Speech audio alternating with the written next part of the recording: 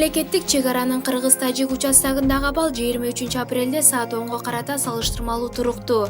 Кыргызстан менен Тажикстандын чек аралары тарабынан көзөмөлдөнүп жатат. Бул тууралуу мамлекеттик чек ара кызматынын коомчулук менен байланышуу бөлүмү кабарлады.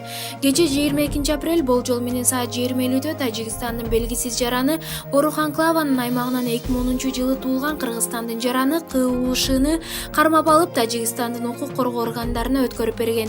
Тажикстандын шарттуу чек ара линиясында Каравшин ирригациялык системасында тазалоо иштерин жүргүзүп жаткан.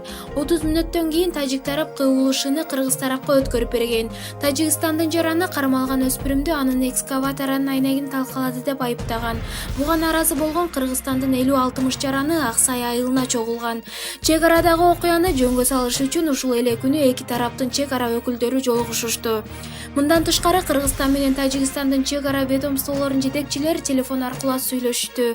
Алар буга чейинки жетишкен макулдашууну сактоону зарыл экенин айтышып, курал колдонбоого макулдашты жана чек ара режимин сактоону такташты.